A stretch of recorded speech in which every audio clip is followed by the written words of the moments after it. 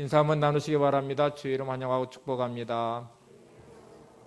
은혜 받으시기 바랍니다. 네. 네. 한번 옆에 분 보시니까 한번 이렇게 말씀해 줘 보세요. 지금 잘 살고 계십니까? 네. 자, 오늘은 이 잘 살고 있는지에 대한 질문의 답을 찾으셔야 되고 그 답이 뭔지도 좀 알아셔야 됩니다. 어떻게 사는 게 잘 사는 것일까? 다시 이렇게 좀 물어봐야 돼요. 잘 살고 있습니까? 하고 물을 때 어떻게 사는 게 잘 사는 것입니까? 하고 물으면 보통 세상에서는 이렇게 말할 겁니다. 야, 돈 많이 벌면 잘 사는 거지. 부자면 잘 사는 거야.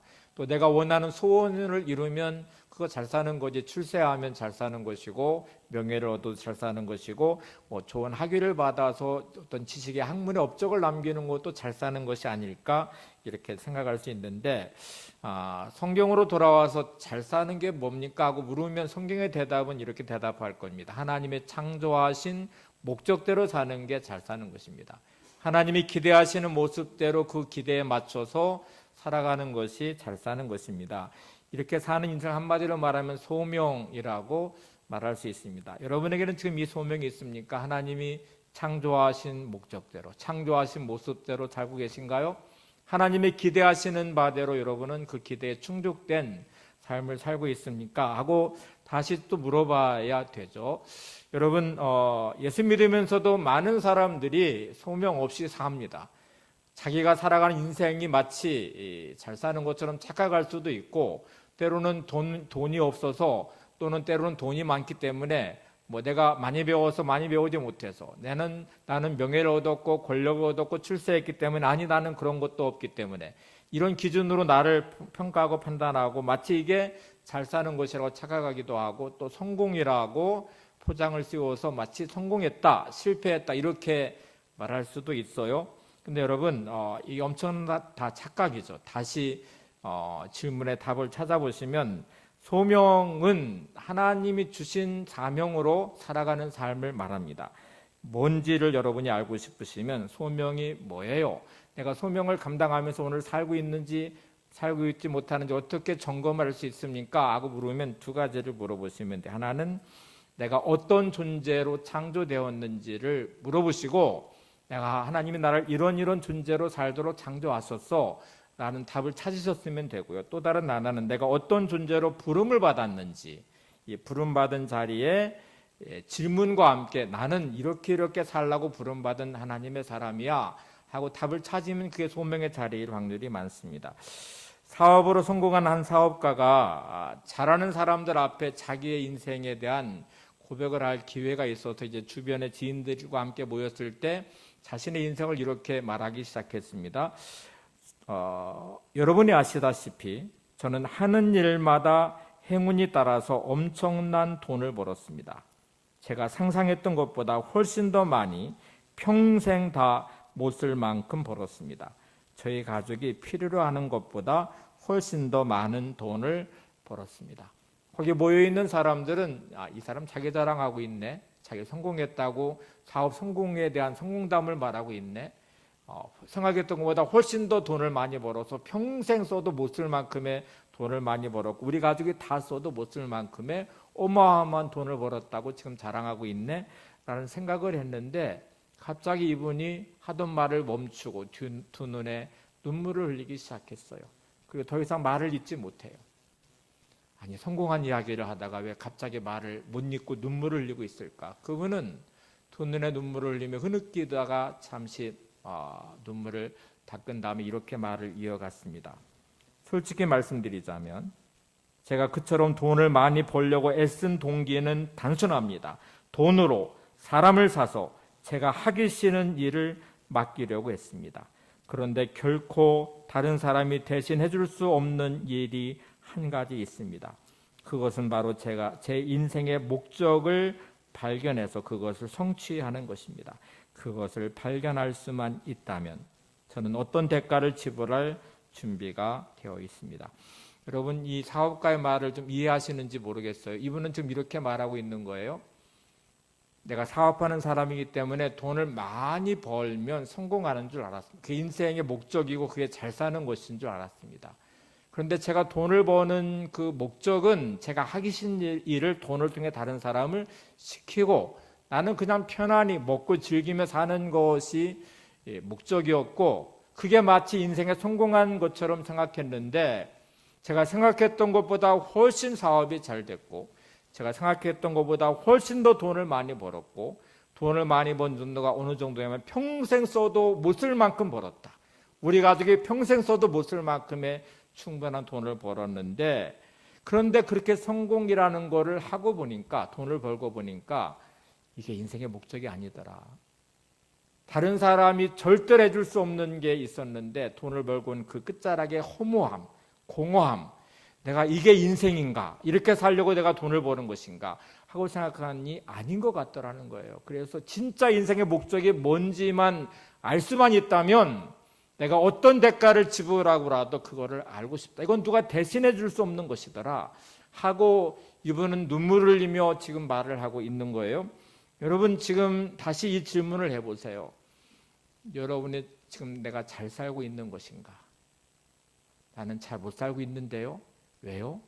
가난하기 때문에, 나 못 배웠기 때문에, 나는 이룬 것도 없기 때문에, 나는 인생에 초라하기 때문에 저는 그런데요. 이렇게 말하시면 접근이 잘못되신 거예요. 다시 질문하셔야 됩니다.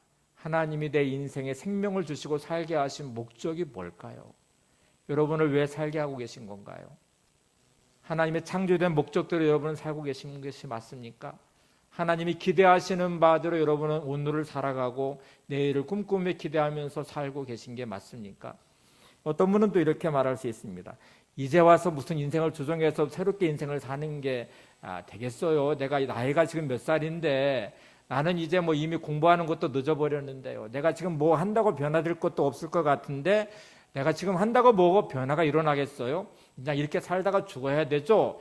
이렇게 말하시면 여러분은 이 생각 빨리 버리셔야 됩니다. 생명이 있다는 말은 살아야 될 이유가 있다는 말이에요. 하나님이 여러분의 생명을 주고 지금 살게 하신다는 말은 하나님이 여러분을 살게 하시는 이유가 분명히 있어요. 그 이유가 뭔지를 모른다면 여러분은 지금 아직도 소명이 없으신 거예요. 나이가 많이 들어서요? 가난하기 때문에? 나는 못 배웠기 때문에? 나는 내 인생에 희망이 없다고 생각하시나요? 여러분, 살아있으면 하나님이 다시 우리에게 인생에 의미를 부여하신 것이 그 의미를 찾아서 내 남은 생의 시간을 살아내셔야 됩니다. 살아야 될 이유가 없다면 하나님 오늘도 생명 부르시죠. 살아야 될 이유가 없으니까. 태어났다는 말은 살아야 될 이유와 목적이 있다는 말이에요. 여러분, 하나님이 아브라함 인생을 부르실 때 나이가 75세였습니다. 하나님은 그때 아브라함에게 소명이라는 걸 주셨어요. 세계 열방의 복의 중심에 서서 네가 그 복의 근원이 되라. 너를 통해 민족을 이루는 것을 내가 이루겠다고 말씀하시고 그의 인생 여정에 동행하시고 믿음의 조상이 되게 하셨어요. 다 끝난 것 같은 모세의 인생은 80세에 부르셔서 이스라엘 민족을 구원하는 일에 글을 쓰셨어요. 오늘 내게 인생에 주어진 시간은 반드시 하나님이 주시는 의미가 있습니다. 왜 살아야 되는지, 무엇을 위해 살아야 되는지를 아직도 못 찾고 계시고 엉뚱한 데서 마치 그게 목적인 것처럼 생각하신다면 오늘 빨리 소명 찾기를 시작하셔야 됩니다. 한번 이렇게 다시 옆에 분에게 권면해 주시겠어요? 아직 당신에게는 하나님이 주신 기회가 있습니다. 다시 좀 깨달으시라고, 아직 당신에게는 하나님이 주신 기회가 있습니다. 네. 인생에 대해서 깊이 생각하는 시간은 되게 언제이신가요? 되게 우리는 내 뜻대로 되고 평안할 때에는 자기 인생을 성찰하지 않습니다. 그냥 주어진 삶을 그냥 살아가요. 그러다가 역경과 고난을 만나면 그때 비로소 내 인생을 들여다보기 시작해요. 잘못된 길로는 들여다보고 비참함에 절망하고 자기 인생을 저주하고 원망하는 대로 가기도 하고 때로는 교만하면서 자기 인생을 교만함으로 가기도 합니다. 근데 정말 인생을 들여다보는 시기는 역경과 고난의 시간이에요.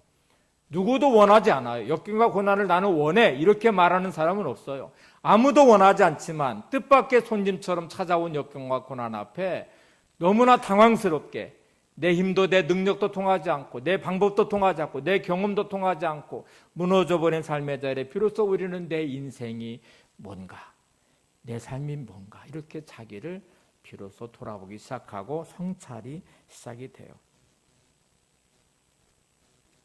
당하고 싶지 않지만 당하는 물질의 문제, 건강의 문제, 관계의 문제, 처절하게 무너져버린 내 삶의 자리에서 드디어 내 인생을 들여다보며 자기를 성찰하기 시작해요. 여러분은 지금 어떤 상황이 계신가요? 돈의 문제 때문에 어려움을 당하고 계십니까? 건강의 문제 때문에 고통당하고 계십니까? 가족 간의 관계 문제 때문에 힘들어하고 계십니까? 삶의 무거운 짐이 버겁고 지쳐서 여러분 삶에 무너지고 계십니까? 사람마다 당하는 고난은 강도가 다 달라요. 어떤 분은 돈의 문제를 경험하지만 이렇게 생각할 수 있죠. 힘들긴 하지만 견딜만해. 어떤 분들은 나 진짜 도저히 못 살 것 같아. 나는 더 이상 버틸 힘이 없어. 이렇게 생각할 수 있죠.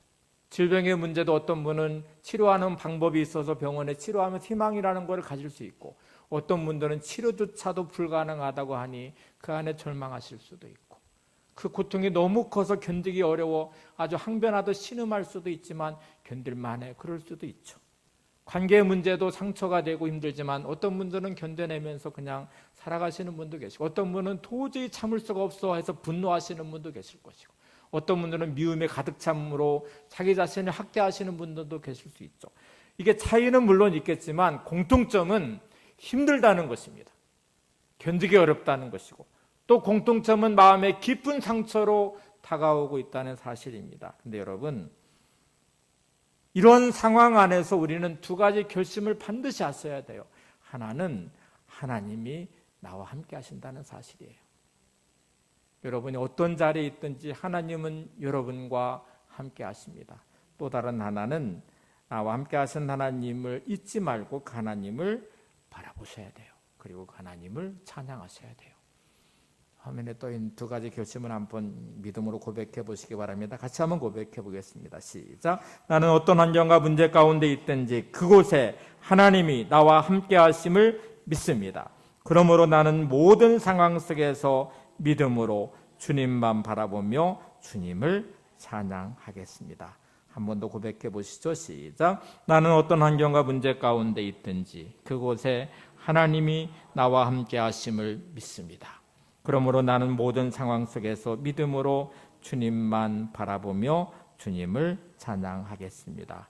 모든 상황 속에서란 찬양의 가사가 이 내용을 잘 반영하고 있어요. 가사를 한번 고백해 볼까요? 모든 상황 속에서 주를 찬양할지라. 주는 너의 큰 상급 큰 도움이시라. 주의 얼굴 구할 때 주의 영을 부으사 크신 사랑 안에서 주를 보게 하소서. 내 영혼이 확정되어 싸우니 믿음의 눈으로 주를 바라봅니다.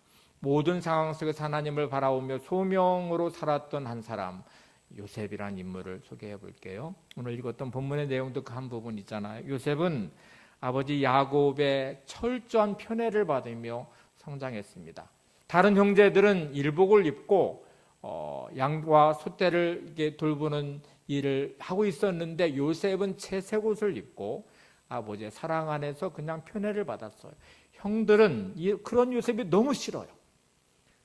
아버지의 편애를 받아서 우리는 인정받으려고 그렇게 노력했는데 인정해주지 않고 오직 요셉만을 사랑하고 있는 아버지, 채색옷을 입혀서 절대로 일을 시키지 않는 아버지를 보면서도 증오심이 일어나기도 하지만 그렇게 편애를 받고는 요셉이 너무너무 싫었어요. 근데 요셉이 두 가지 꿈을 꾸었습니다. 근데 꿈 이야기를 하는데 더 싫어졌어요.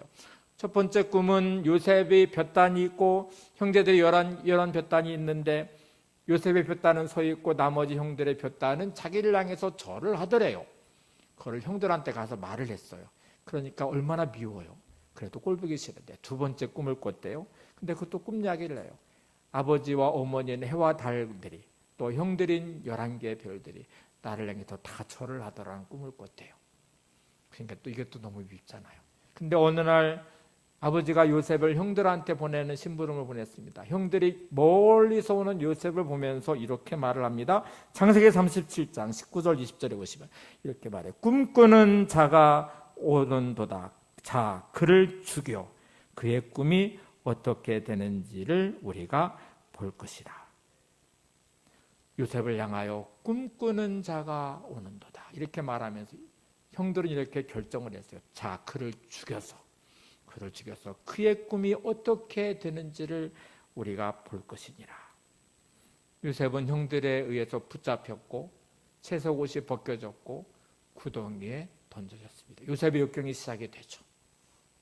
그의 삶은 자기가 어떻게 할 수 없는 구덩이에 던져진 비참한 상황에 놓여졌어요.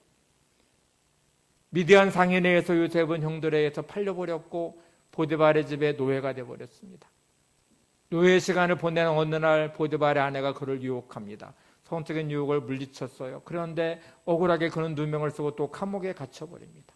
감옥에 갇힌 그의 시간도 비참한데 어느 날 술 맡은 관원과 떡 맡은 관원 바로 왕의 신하가 꿈을 꾸었고 그 꿈을 해석해 주었어요. 그리고 술 맡은 관원을 향해서 며칠이 되면 당신은 다시 바로 왕의 부름을 받게 되고 복직이 될 것인데 그때 나는 너무 억울하게 감옥에 갇혔으니 나를 절대로 잊지 마십시오 하고 말할 때 철석같이 약속했는데 술 맡은 관원이 감옥에서 나가는 요셉을 까맣게 잊어버렸어요. 그리고 2년의 세월이 또 흘러갔습니다. 어느 날 바로가 두 가지의 꿈을 꿨어요. 그 꿈은 아무도 해석해내지 않았고 너무나 두렵고 무서운 꿈이었는데 해석해내는 사람이 없었어요. 그때서야 비로소 술 맡은 관원이 요셉이 자기의 꿈을 해석해줬고 자기가 그때 풀려난 사실을 기억하고 바로 왕에게 말을 해서 요셉이 그때 다시 부름을 받아 이제 바로를 만나게 됩니다. 요셉이 그 꿈을 이렇게 해석했습니다. 7년 동안 이 애굽이란 나라에 풍년이 올 것인데 그 이후에 또 7년의 어마어마한 흉년이 올 것입니다. 7년의 풍년 동안 곡식을 잘 비축해서 7년의 흉년을 대비해야 됩니다. 이렇게 꿈을 해석하고 그 대안까지 말을 했습니다. 바오로가 요셉의 너무너무 지혜로운 모습을 보면서 30살 나이인 요셉을 애굽의 총리로 삼아서 그의 모든 권한을 그에게 위임하고 그를 세웠습니다. 드디어 요셉의 꿈이 이루어지는 날이 왔어요. 근데 여러분 기억하시기 바랍니다. 13년의 세월, 17살에 꿈을 꾸고 30살에 애굽의 총리가 되는 그 13년의 요셉의 인생은 그 순간부터, 꿈을 꾼 순간부터 형제들의 미움을 받아서 구덩이에 던져졌어요. 노예로 팔려가는 비참한 삶이 시작이 됐어요. 억울하게 감옥에 갇히는 억울함의 그 고통의 시간도 있었어요. 잊혀져 버린 13년의 시간, 형들의 배신, 부모로부터 헤어져 있는 시간, 말이 통하지 않는 곳에서 당하는 고통과 어려움, 억울하게 갇혀버린 감옥의 시간들, 어느 누구도 돌보지 않고 어느 누구도 이해해주지 않고 모든 사람이 떠나버린 철저하게 버려진 듯한 이 13년의 고통의 시간. 여러분, 그런데 그 시간 속에 성경은 하나님이 요셉과 함께 하셨다고 말합니다. 누구도 알아주지 않는 엄청난 고통과 고난과 아픔이 있는 그 순간에 그곳에 하나님이 함께 하십니다. 억울함의 그 자리, 실패한 그 자리, 남몰래 흘리는 눈물의 고통의 그 자리, 질병 중에 신음하는 아픔의 그 자리, 팔려버린 요셉, 잊혀버린 요셉, 배신당한 요셉, 감옥에 갇힌 요셉, 아무도 기억해주지 않지만 하나님은 그곳에 요셉과 함께 하셨대요. 성경이 계속 강조하는 구절이에요. 또 다른 하나는 요셉은 그 소명을 이루는 그 순간까지 하나님을 바라보고 신뢰했습니다. 불평하고 원망하면서 그 시간을 보내지 않았습니다. 낙심하고 절망하면서 보내지 않았습니다. 분노하면서 보내지 않았습니다. 한 맺힌 인생으로 원수를 갚아야지 하고 보내지 않았어요. 성경에서 요셉은 주어진 삶에 늘 성실했다고 말해요. 노예했던 그 자리에서 성실한 요셉, 감옥에 갇힌 요셉의 시간도 성실했대요. 맡겨진 일을 잘 감당했대요. 한번 잘 생각해 보세요. 내가 분노가 일어나고 원망이 가득하고 불평이 있고 삶에 만족이 없는 사람은 삶에 절대로 성실할 수 없습니다. 자신의 삶에 자족할 수가 없습니다. 자기가 맡겨진 일을 감당하지 않아요. 왜냐하면 핑계대고 원망하고 분노하면서 스스로 자기 인생을 망가뜨리거든요. 주어진 삶에 만족할 수 없으니 감사하지 않아요. 주어진 삶에 만족할 수 없으니 성실할 수가 없어요. 노예로 있는 요셉의 인생이 형들 때문에 그래 하고 말하면 요셉의 노예의 시간은 하루하루 절망하면서 인생을 그렇게 갔을 거예요. 그런데 요셉은 거기서 성실했대요. 보디발로부터 인정받을 만큼 성실했대요. 그리고 그가 믿는 하나님을 보디발이 찬양하고 있어요. 하나님이 너와 함께 하신다고 말하고 있어요. 요셉을 통해서 보디발의 집에 복을 주셨대요. 그리고 성경은 놀랍게도 하나님이 함께 하심으로 형통했다고 말하고 있습니다. 감옥에 갇힌 요셉은 그 안에서 성실했습니다. 억울하다고 자기 인생을 절망하거나 넉놓고 그냥 인생의 시간을 보내지 않았어요. 죄수의 몸으로도 성실하게 전옥들을 섬기며 자기 일을 감당했대요. 그 현옥들이 자기들의 모든 일을 요셉에게 맡겼대요. 그리고 성경은 또 이렇게 말합니다. 하나님이 함께 하심으로 형통하였더라. 요셉은 자신의 주어진 삶을 하나님을 신뢰하면서 자신의 시간을 보냅니다. 불평과 원망 대신 감사하면서 하나님을 찬양하고 있습니다. 보디발의 아내의 성적 유혹을 받을 때 요셉의 고백이 뭔가요? 아무도 보지 않는다고 말하는 보디발의 아내가 하나님이 보십니다. 하나님 앞에서 내가 이 죄를 범할 수 없습니다. 그는 늘 하나님 앞에 자기 인생을 세웠고 하나님 앞에 성실한 삶을 살았어요. 오늘 요셉이 소명을 찾아서 그 소명의 길을 가는 과정을 잘 보세요. 여러분, 이렇게 주어진 삶의 자리, 하나님의 창조된 목적을 잃어버렸다면, 하나님을 신뢰하지 않고 불평과 원망으로 분노로 나의 시간을 보내고 있다면 하나님의 부르심의 목적과 다른 인생의 자리에 여러분은 서 계신 것이었죠. 하나님의 타이밍이란 책이 있습니다. 오수일몬이라는 분이 쓴 책인데 이 책은 자기 고백이 많이 들어있어요. 제가 이분을 좀 소개해드려 볼게요. 1994년에서 2001년까지 7년 동안 그는 어마어마한 고난을 당했어요. 사업은 부도났고 가정은 바탕났고 자기 인생은 정말 비참한 자리에 처해져 있는 그 7년의 시간을 보내면서 오수일몬은 하나님이 주신 소명을 찾아내기 시작했고 그 소명의 자리에 자신을 세웠고 회복된 그의 인생은 엄청난 하나님의 역사를 이루는 놀라운 인생으로 변화됐어요. 그의 고백 하나를 전해드려 볼게요. 이렇게 그는 말합니다. 부디 하나님을 신뢰하며 인내하십시오. 당신의 시련은 전혀 무의미한 것이 아닙니다. 그것은 곧 준비 과정입니다. 시련의 끝에는 기쁨이 찾아올 것입니다. 고난을 만난 모든 사람들을 향하여, 시련을 당하는 모든 사람을 향하여 오슬일몬은 이렇게 말합니다. 자, 그 인생을 좀 소개해 볼게요. 1984년에 광고 대행 회사를 그는 차려요. 창업을 하기 했는데 10년 동안 정말 상상할 수 없을 만큼 사업은 번창했대요. 그래서 42살 되던 1994년은 그는 경제적 자립을 이루었어요. 정말 돈을 어마어마하게 많이 벌었고 그는 이렇게 기대했습니다. 이제부터 내 인생은 평탄대로일 거야. 우리 가정은 정말 행복할 거야. 나는 이제 성공한 사람으로서 살 수 있을 거야. 이렇게 했던 어느 시점에 1984년 정확히 3월 달 아내가 이혼을 하자고 통보해 왔어요. 도저히 같이 살 수가 없대요. 아니, 사업은 성공해서 돈을 많이 벌고 자기 생각에는 이 정도면 이제 가정도 행복할 수 있을 것 같은데 아내는 어마어마한 상처를 받았다며 이혼을 요구해 왔어요. 예수 믿는 부부였기 때문에 이 문제를 믿음 안에서 해결해 보려고 무던히 기도도 해봤대요. 많은 상담가를 찾아서 상담도 해봤대요. 근데 도저히 해결할 기미가 보이지 않아요. 아내의 마음은 굳게 닫혔고 그 완고함은 절대로 꺾이지 않았어요. 1994년 3월 아내와 별거를 시작했고 3년 뒤에 이혼을 했습니다. 몇 개월 동안 일어난 일을 잘 보세요. 1994년 3월 달 아내가 이혼을 통보해서 별거를 시작하고 얼마 되지 않아서 딸이 막 10대에 들어섰는데 딸은 이 가정의 환경에 분노하기 시작했고 아버지를 저주하기 시작했습니다. 사업은 점점 힘들어지기 시작했고 거래를 하던 회사로부터 계약 해지 통보를 받았고 투자했던 회사는 부도가 나버렸고 친했던 친구는 자기를 배신함으로 사업에 엄청난 영향을 미쳐서 사업이 부도 직전까지 내몰리게 됐습니다. 단 몇 달 만에 이루어진 일이었어요. 상상하지도 못했던 가정에서 일어난 문제, 친구의 배신, 거래처의 계약 해지, 투자했던 곳이 부도가 나고 그래서 사업은 망가지고 가정은 파탄나고 딸은 반항하기 시작하고 전혀 생각하지 못했던 일이 갑자기 밀려왔는데 몇 달 만에 이루어진 일. 감당하기가 어려웠어요. 감당하기 어려우니 친구를 만나 말을 꺼낼 때마다 말을 잊지 못하고 눈물을 내요. 때로 통곡해요.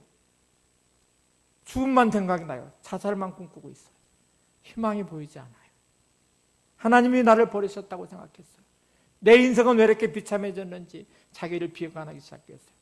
자기를 그렇게 맞는 것 같은 아내를 원망하고 분노하고, 자기를 그렇게 맞던 친구의 배신이 억울하고 분노하고, 자신의 삶을 이렇게 방치해버렸던 하나님이 원망스럽고, 정말 하나님이 계신 게 맞는가, 이런 생각이 들어가면서 자기의 인생에 대해 주체할 수 없는 삶의 자리에 처했습니다. 그가 이 7년, 1994년부터 2001년까지 하나님이 주신 소명을 깨닫고 자기 인생을 세워가는 과정 중에 내가 왜 이렇게 될 수밖에 없는지에 대한 두 가지 아주 중요한 이유를 찾아냈어요. 우리에게도 다 있을 만한 일입니다. 오스힐먼이 이 고난과 고통의 시간을 보내며 깨달은 첫 번째는 두려움 때문이라는 걸 알았어요. 두려움이 나를 망가뜨렸구나. 뭐에 대한 두려움일까요? 사업이 실패하면 어떻게 하지? 이 문제가 잘 해결되지 않으면 어떡하지? 라는 불안함과 두려움이 모든 것을 자기가 통제해야만 됐다고 생각했어요. 이게 고집스러움으로 바뀌어졌어요. 내 뜻대로 안 되는 것에 대해 분노하기 시작했어요. 자기의 통제 안에서 모든 게 움직여져야만 된다고 생각했어요. 회사도 그랬고 가정도 그랬어요. 그러니 완고한 남편 앞에서, 고집스러운 남편 앞에서, 내 뜻대로 되지 않는다고 화를 내고 분노하는 남편 앞에서 아내는 계속 상처를 받고 있었습니다. 아내의 마음은 계속 닫혀져 가고 있었어요.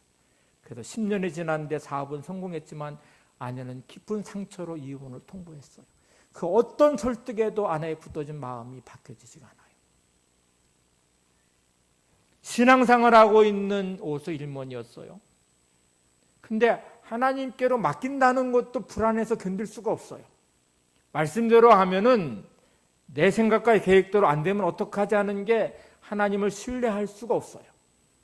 불안함 때문에 말씀대로 순종하지 않고 대신 그는 뭐로 포장했냐면 열심으로, 예배에 대한 열심으로, 사역에 대한 열심으로, 봉사에 대한 열심으로 포장해서 그는 이렇게 스스로를 위안했습니다. 내가 내 뜻대로 내 방식대로 가지만 하나님이 나의 열심을 보시고 나를 복주실 거야. 예배하는 나의 열심, 봉사하고 있는 나의, 헌신하고 있는, 사역하고 있는 나의 열심을 하나님이 보시니까 하나님은 내 사업을 계속 축복하실 거야. 근데 그 안에 또 두려움이 흘러가고 있었어요. 하나님께 맡겼다가 안 되면 어떡해? 말씀대로 내가 순종했다가 내 사업이 안 되면 어떡해? 이런 불안함이 하나님을 신뢰하지 못하게 만들었어요. 또 다른 하나는 무서운 교만함이었습니다.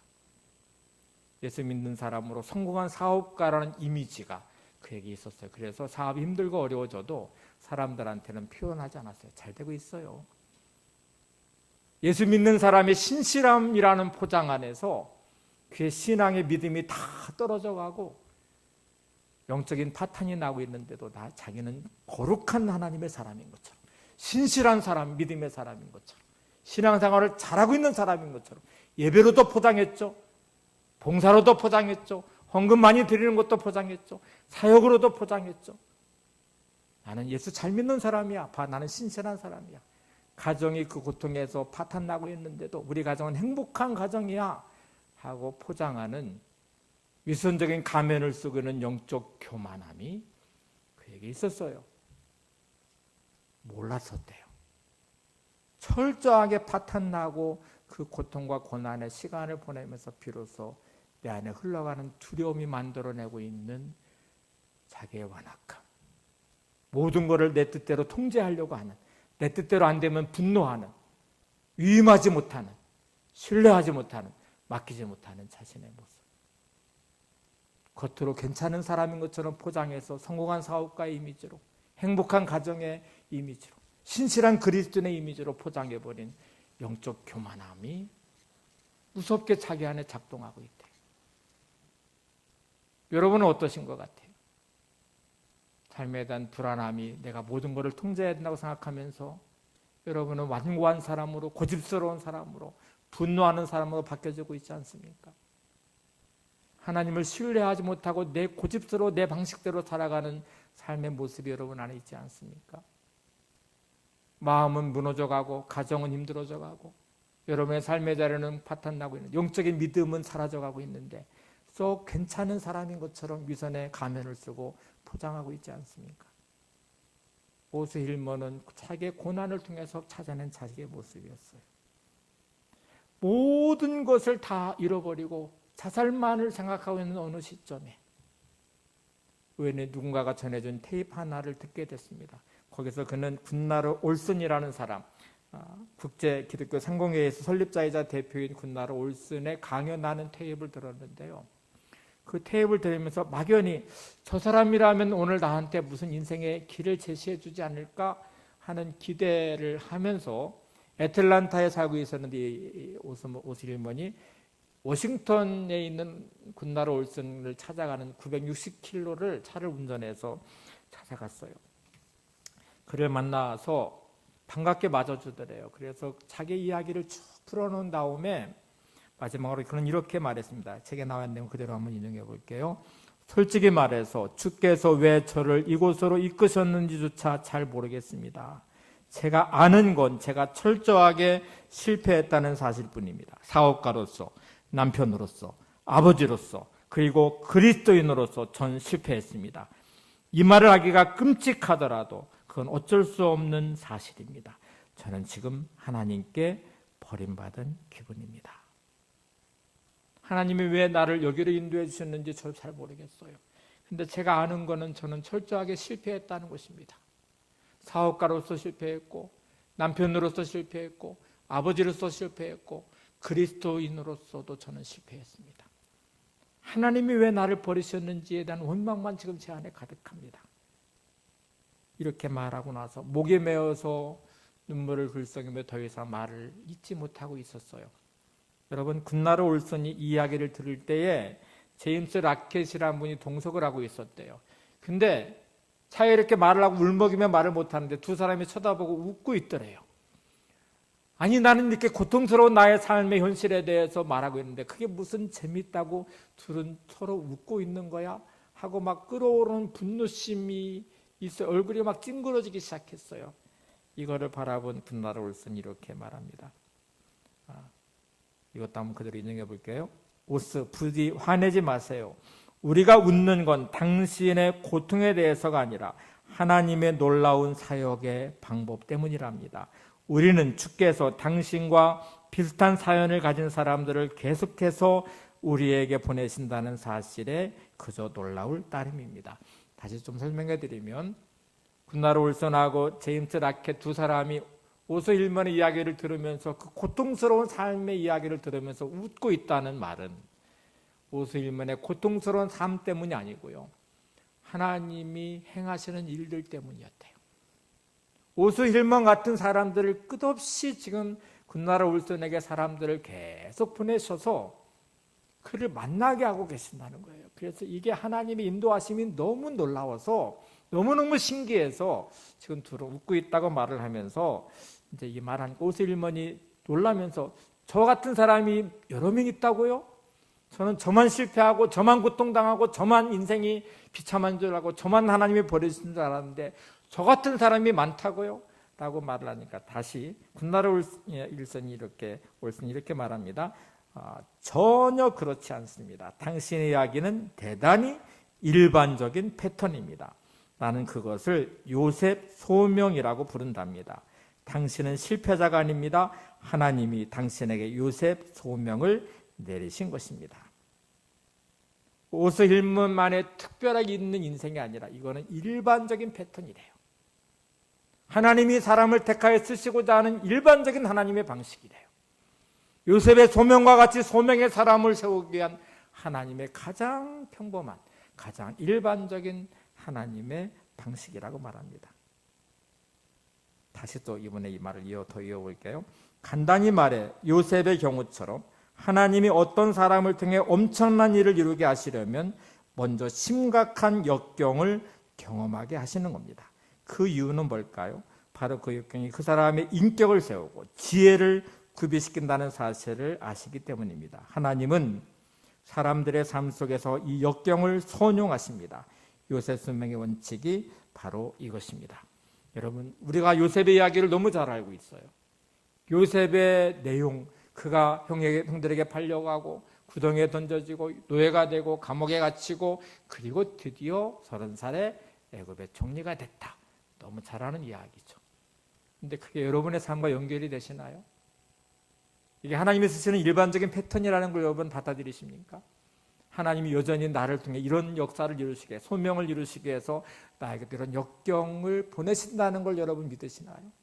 때로 억울하게 하시고, 때로 실패하게 하시고, 때로 고통스럽게 하시고, 때로 혼자의 외로움을 겪게 하시고, 때로 노예가 되고 감옥에 갇히는 것처럼 철저히 잊혀진 존재처럼 조여져 버린 자신의 삶의 자리가 하나님이 요셉처럼 나를 쓰시려고 택하시고 오늘 나에게 새로운 성품으로 만들어내시고 하나님의 지혜를 갖게 하시고 믿음으로 세워가시는 과정이라고 여러분은 믿으시나요? 여러분 그렇게 받아들이십니까? 오스힐먼의 말을 인용해 볼게요. 저는 요셉에 대해서 잘 알고 있었습니다. 그러나 그의 삶이 제시하는 교훈을 내 자신의 시련에 적용할 줄은 몰랐습니다. 요셉 소명의 렌즈를 통해 나의 역경을 본 순간 나의 관점은 완전히 바뀌었습니다. 더 이상 내 자신을 하나님께 버림받은 실패자로 보지 않게 된 것입니다. 하나님께서 요셉을 대하셨던 것과 동일한 방식으로 나를 대해 오셨음을 비로소 깨닫게 되었습니다. 자, 오스힐먼은 1994년에서 2001년 동안 7년의 시간을 그 실패자의 시간으로 그 과정에 이혼을 하게 됐고요. 딸은 방황하기 시작했고 아버지에게 반항하기 시작했고 사업은 부도났고 삶은 철저하게 망가진 그 삶의 시간은 7년의 시간이 지속되고 있었어요. 요셉이 구덩이에 꿈꿨던 시간 순간부터 구덩이에 던져지고 노예로 팔려지고 감옥에 갇히고 그 13년의 시간은 철저하게 모든 사람들로부터 차단된, 배제된, 버림받은 고통의 시간이었어요. 근데 요셉은 무너지지 않았죠. 불평과 원망으로 시간을 보내지 않았습니다. 낙심과 절망으로 보내지 않았습니다. 분노심에 사로잡혀 원수를 갚아야지 이렇게 그 시간을 보내지 않았어요. 요셉 소명의 자리에 세워지는 과정의 시간이 하나님 함께 하셨고 하나님을 신뢰했고 신실했으며 성실했으며 최선을 다했고 하나님을 찬양했습니다. 오스힐먼이 이거를 깨닫는 순간에 고통과 고난은 지속되고 있었지만 바라보는 관점, 바라보는 렌즈가 달라졌어요. 시각이 달라졌어요. 자, 오스힐먼은 그 순간부터 자신의 고난을 통해 하나님의 인도하심을 보고 싶어 했어요. 기대하기 시작했어요. 그리고 믿음으로 해석해내는 시간을 보내기 시작했어요. 어떤 삶의 자리든지 원망하지 않고 불평하지 않고 낙심하지 않고 절망하지 않고 하나님의 다루어짐 안에서 마치 기지를 당할 때 알곡처럼 계속 주의 품 안에서 믿음으로 자기를 세워가는 시간을 보내기 시작했어요. 그리고 그 인도하심 안에서 그는 하나님의 역사를 경험하기 시작했습니다. 2001년 3월 그의 모든 고난이 끝나는 그 시점에서 그는 놀라운 경험을 하기 시작했습니다. 그의 고백을 한번 인용해 볼게요. 역경을 당하는 동안 하나님께 버림받은 느낌이 들 것입니다. 어쩌면 지금 당신은 구덩이 속에 내던져져 있는지 모릅니다. 그럴지라도 놀라운 미래를 위해 우리를 단련시키고자 하나님이 그 역경을 선용하고 계시다는 사실을 기억하시기 바랍니다.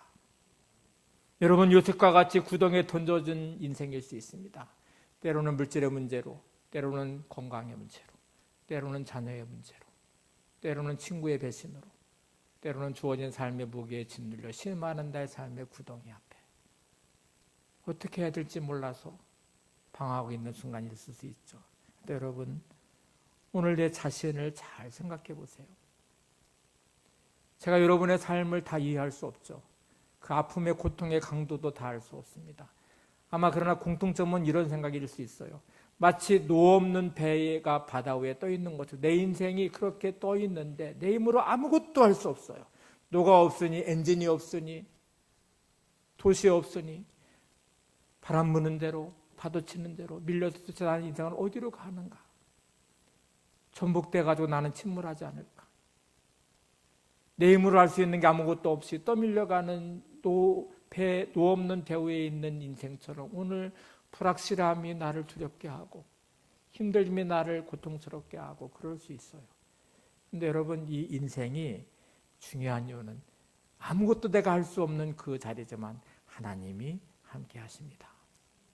요셉이 자신의 힘으로 아무것도 할 수 없는 순간에 그곳에 하나님이 함께하고 계십니다. 제가 수요 예배 드리면서 이 노아하고 모세를 다룰 때에 테바라는 단어를 설명해 드렸어요. 노아의 방주가 테바예요. 모세가 석 달 만에서 어머니에서 이렇게 바구니에 담겨서 던져진 그 바구니도 똑같이 테바예요. 테바는 도시 없습니다. 테바는 엔진이 없습니다. 테바에 들어있는 사람은 자기 힘으로 할 수 있는 게 아무것도 없습니다.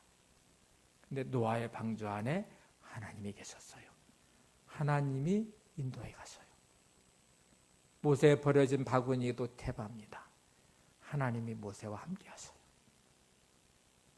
여러분, 구덩이에 던져진 요셉과 같이 할 수 있는 게 아무것도 없는 요셉, 테바의 인생이에요. 묘회로 팔려간 요셉, 테바의 인생이에요. 감옥에 갇혀진 요셉, 테바의 인생이에요. 근데 성경은 하나님이 그곳에 함께 하셨대요. 그리고 더 중요한 사실은 그 하나님을 신뢰하며 요셉은 무너지지 않고 소명의 길로 가기 시작합니다. 하나님을 신뢰했고 하나님을 의지했고 하나님을 찬양하고 있습니다. 그리고 주어진 삶에 성실하게 자신의 삶을 살아내기 시작합니다. 오늘 여러분, 오늘 이 믿음이 있기를 바랍니다. 주어진 삶에 하나님이 함께 하심을 믿으시면서 하나님을 신뢰하시고 억울함과 분노와 미움으로 무너지지 마시고 두려움으로 무너지지 마시고 영적 교만함으로 가면 쓰지 마시고 하나님 앞에 성실하고 진실함으로 주 앞에 서시기를 바랍니다. 오서 1면의 마지막 말을 전해드릴게요. 이렇게 말합니다. 당신이 만약 지금 이런 어려움을 겪고 있다면 당신의 미래를 향한 소망을 제시해 주고자 합니다. 바로 하나님이 당신으로 하여금 이 여정을 계시하셨습니다. 욥이나 요셉, 다윗, 다니엘 그리고 바울과 같은 인물들의 삶에 동참하도록 하신 것입니다. 이들은 역경을 겪은 후에 새 성품과 더 강력한 리더십을 갖추게 되었습니다. 당신에게는 요셉 소명이 있습니다. 이 역경 때문에 당신은 하나님이 당신을 단련시키십니다. 그분의 놀라운 방법으로 당신을 사용하시려 준비하고 계십니다. 마침내 그분은 당신의 아굴골짜기 역경을 소망의 문으로 바꾸어 놓으실 것입니다. 이렇게 옆에 분에게 말씀해 주시겠어요? 당신에게 요셉 소명이 있습니다.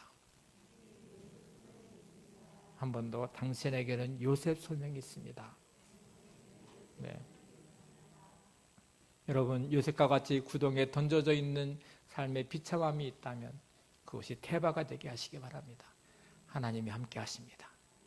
함께 하신 하나님을 신뢰하시고 그 믿음으로 굳게 서셔서 오늘 여러분의 삶을 살아내시기를 바랍니다. 오서 1면에 2001년 3월 달은 아주 좋은 여인을 만나서 재혼을 한 상태였어요. 딸은 방황을 멈추고 아버지를 깊이 신뢰하며 아버지의 관계가 회복됐어요. 사업은 전보다 훨씬 더 번창했고 하나님이 주신 기회 안에서 그는 그의 삶에 만들어진 이야기가 수많은 절망에 빠진 자기와 같은 사람들에게 희망의 노래를 부르기 시작했어요.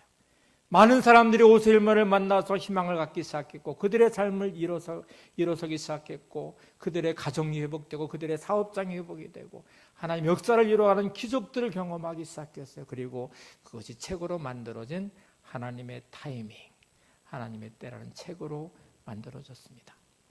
오늘 하나님은 여러분의 인생을 하나님의 이야기로 만들어가고 계심을 믿습니다. 여러분의 가정을 하나님의 거룩한 이야기로 만들어가는 가정으로 세우기를 원하십니다. 여러분의 직장을, 여러분의 사업장을 하나님의 아름다운 이야기로 채워가는 거룩한 하나님의 사람들로 만들어가는 직장과 사업장으로 오늘도 인도해 가심을 믿습니다. 요셉 소명이 있으신 여러분, 이 멋진 믿음의 여행에 동참하시기를 바랍니다. 우리 나눔의 열두 코로나를 지나가면서 전도 소그룹이라는 것을 시작하게 하셨어요.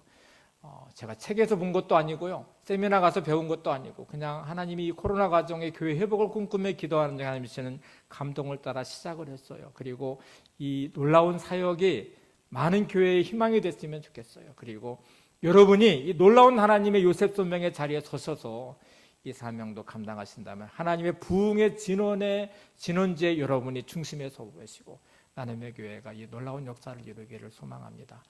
오늘 이 과정에 여러분을 초대하고 멋진 믿음의 여행에 함께해 주시기를 바랍니다. 그리고 여러분만의 멋진 인생의 이야기를 만들어내서 요셉 소명이 여러분의 이루어지는 기적을 경험하시기를 바랍니다. 우리 모든 상황 때 함께 찬양하시고 기도하겠습니다.